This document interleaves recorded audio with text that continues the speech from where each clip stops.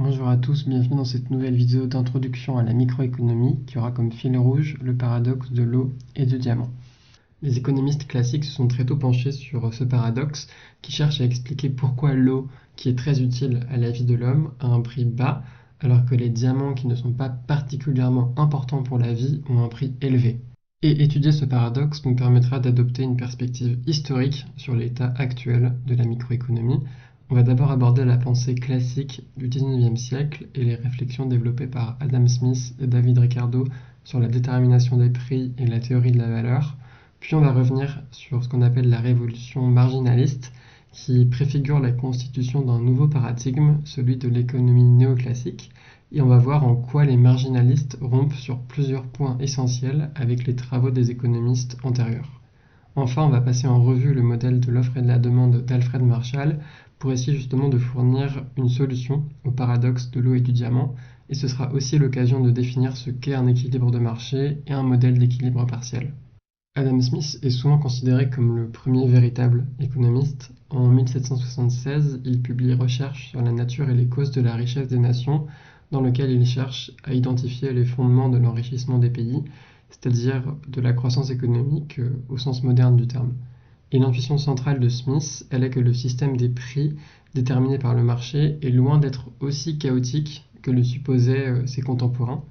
Au contraire, Smith, lui, considère que les prix sont comme une puissante main invisible qui oriente les ressources vers les activités où elles seraient les plus utiles. Et les prix indiqueraient donc aux consommateurs et aux entreprises la valeur des biens, ce qui les inciterait à faire des choix utiles pour utiliser ces biens de manière efficace. Et pour Smith, c'est cette capacité à utiliser efficacement les ressources qui expliquerait la richesse d'une nation. Donc Smith accorde un rôle crucial au prix pour orienter les ressources d'une nation. Mais théoriquement, comment ces prix sont déterminés? À cette question-là, Smith propose une explication très simple et seulement partiellement correcte à vrai dire. À l'époque de Smith, les principaux coûts de production des biens sont liés à la main-d'œuvre nécessaire à leur fabrication. Et Smith va donc adhérer à une théorie des prix fondée sur le travail. Par exemple, si on considère un chasseur qui met 2 fois plus de temps à attraper un cerf qu'un castor, alors un cerf devrait s'échanger contre 2 castors. Et le prix relatif d'un cerf est élevé en raison des coûts de main-d'œuvre supplémentaires pour le capturer. Et alors, qu'est-ce que ça donne graphiquement? Ici, la ligne horizontale à P étoile montre que n'importe quel nombre de cerfs peut être produit sans que cela n'affecte le coût relatif de sa production. Et ce coût relatif détermine le prix du cerf, P étoile, qui peut être mesuré en castors, si un cerf coûte par exemple 2 castors, ou en dollars, un cerf coûte 200 $, tandis qu'un castor coûte seulement 100 $, ou dans toute autre unité de mesure utilisée par une société pour indiquer la valeur d'échange. Ici, le prix relatif du cerf ne changera que si la technologie utilisée pour produire des cerfs change. Si par exemple une société développe de meilleures chaussures qui aideraient à attraper les cerfs plus vite mais qui seraient peu utiles pour capturer des castors, alors les coûts de main-d'œuvre relatifs associés à la chasse aux cerfs diminueraient.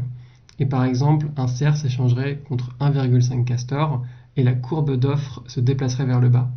Mais en l'absence de tels changements techniques, le prix relatif du cerf resterait constant et reflèterait uniquement les coûts relatifs de production, c'est-à-dire le coût du travail dans le monde de Smith. Et pour revenir à notre paradoxe, comment Smith expliquerait les prix relatifs de l'eau et des diamants?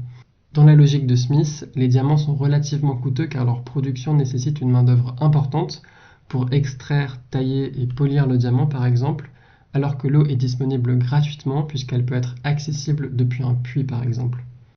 Après avoir présenté le modèle de Smith, penchons-nous dès à présent sur le modèle de Ricardo, un autre économiste classique qui a succédé à Smith et a repris et prolongé ses idées. Au début du XIXe siècle, l'Angleterre connaît d'importantes controverses économiques. On ignore si le commerce international peut nuire à l'économie nationale et si la croissance industrielle a une limite imposée par la nature. L'intuition de David Ricardo est que le coût de la main-d'œuvre et des autres coûts aurait tendance à augmenter à mesure que le niveau de production d'un bien augmente. Mais alors pourquoi? Il a tiré cette conclusion en observant la façon dont les terres agricoles s'étendaient en Angleterre à son époque. Les meilleures terres, fertiles et faciles à cultiver, sont exploitées en premier. Mais quand la demande augmente, il faut mettre en culture des terres moins fertiles. Par conséquent, la production devient plus coûteuse, elle nécessite plus de travail, plus d'efforts et parfois même des tâches supplémentaires, comme enlever les pierres avant de planter. Et on appelle la découverte de Ricardo la loi des rendements décroissants. Et qu'est-ce que ça donne graphiquement? Supposons d'abord que la production de blé se fait à une courte période et prend en input une quantité variable de travail et une quantité fixe de capital, de charrues et de bœufs. Graphiquement, la fonction de production est d'abord convexe.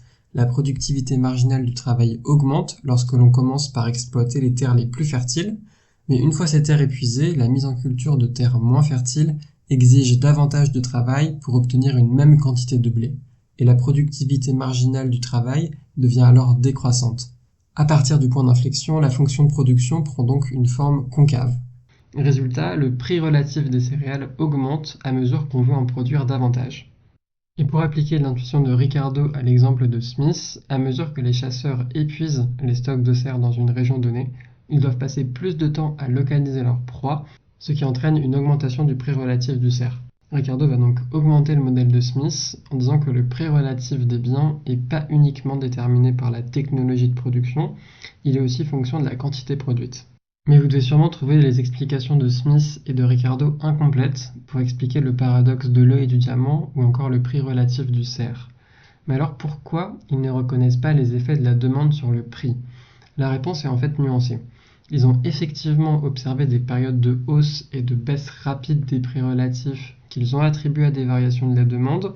Cependant, ils considéraient ces changements comme des anomalies qui ne produiraient qu'un écart temporaire entre le prix de marché et la valeur du travail. Comme ils n'avaient pas vraiment développé de théorie de la demande ne pouvait donc jouer qu'un rôle transitoire dans la détermination des prix relatifs. Et ils supposaient donc que les valeurs d'échange à long terme étaient déterminées uniquement par les coûts de main-d'œuvre de production. À partir de la seconde moitié du XIXe siècle, la simple idée de subsistance devient une explication de moins en moins plausible pour comprendre la quantité de biens consommés. Et les économistes de l'époque ressentent alors le besoin d'élaborer une théorie plus générale de la demande. Et c'est ainsi que va s'opérer la révolution marginaliste qui va donner naissance au paradigme de la théorie néoclassique. Pour les marginalistes, la valeur des choses se fonde sur l'utilité qu'en tirent les individus. L'utilité n'est donc pas attachée à l'objet, mais bien à l'individu qui le consomme. Et elle représente un montant de satisfaction qui dépend des préférences et des besoins des consommateurs et de leur perception de la rareté des biens. La théorie de la valeur-utilité relève donc d'une conception individualiste de l'économie. La valeur des choses se fonde sur l'utilité qu'en tire chaque individu, et il peut exister autant de fonctions d'utilité que d'individus sur Terre. Pour analyser les phénomènes économiques et sociaux, les néoclassiques pensent donc qu'il faut partir de l'étude des comportements individuels et de leur interaction. Et cette approche relève de ce qu'on appelle l'individualisme méthodologique. Pour revenir à la fonction d'utilité, les marginalistes énoncent deux de ses propriétés. La première découle de l'hypothèse de non-satiété. Les marginalistes considèrent que l'individu est toujours plus satisfait avec une quantité supérieure de biens.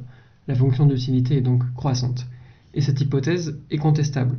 Par exemple, si un individu mange trop, il peut ressentir une insatisfaction à partir d'une certaine unité de nourriture, mais les marginalistes étudient les choix des individus placés dans une situation de rareté, et on peut supposer que leur consommation n'atteint pas ce fameux point de saturation. La deuxième propriété dit que plus on possède déjà d'un bien, moins on est prêt à payer cher pour une unité supplémentaire, et la fonction d'utilité marginale est donc décroissante. Résultat, pour que les individus acceptent de consommer plus, il faut leur proposer un prix plus bas. Ensuite, l'économiste anglais Alfred Marshall va synthétiser cette idée dans Principles of Economics en 1890, dans lequel il étudie comment les forces de l'offre et de la demande déterminent simultanément le prix. Pour rendre compte des choix individuels, Marshall et les autres marginalistes ont recours à la modélisation mathématique, et ils adoptent une hypothèse très forte à propos de la rationalité des agents. Selon eux, les agents économiques cherchent à maximiser leurs ressources sous contrainte. Par exemple, le consommateur maximise sa satisfaction sous contrainte des prix des biens et de son revenu, et le producteur maximise son profit sous contrainte des prix des intrants et de ses autres coûts de production. Et cette hypothèse de rationalité sera reprise sous l'expression d'Homo economicus. Jetons à présent un œil au diagramme en croix de Marshall. Sur ce graphique, la quantité d'un bien échangé par période, par exemple chaque semaine, apparaît sur l'axe des abscisses et le prix du bien est indiqué sur l'axe des ordonnées. La courbe de la demande montre la quantité de biens que le consommateur est prêt à acheter à différents prix. Et sa pente négative reflète le fait que plus on consomme, moins on est prêt à payer cher pour la dernière unité achetée. Et la pente positive de la courbe d'offre traduit l'augmentation des coûts marginaux avec la quantité produite. Les courbes de l'offre et de la demande se croisent au point P étoile, Q étoile, Et à ce point-là, P étoile est le prix d'équilibre. Autrement dit, à ce prix, les quantités que les consommateurs souhaitent acheter, c'est-à-dire Q étoile, est exactement égale à la quantité que les producteurs sont prêts à produire. Étant donné que les consommateurs et les producteurs sont satisfaits de ce résultat, personne n'a intérêt à modifier son comportement. Et l'équilibre P étoile Q étoile aura tendance à persister à moins qu'un événement ne vienne changer la donne. Désormais, revenons au paradoxe de l'eau et du diamant. Le modèle de Marshall propose une solution en mobilisant à la fois l'offre et la demande. Les prix reflètent donc à la fois l'utilité marginale que les consommateurs tirent de la dernière unité de biens consommés et les coûts marginaux de production de ces biens-là. Et vu sous cet angle, il n'y aurait pas de paradoxe, puisque du point de vue de la demande, les individus s'accordent sur le fait que l'eau est essentielle. Par exemple, à un faible niveau de consommation Q0 est égal à 1, l'eau a une utilité marginale bien supérieure à celle des diamants. Mais l'eau est aussi abondante, et les gens en consomment d'ores et déjà énormément sur une période.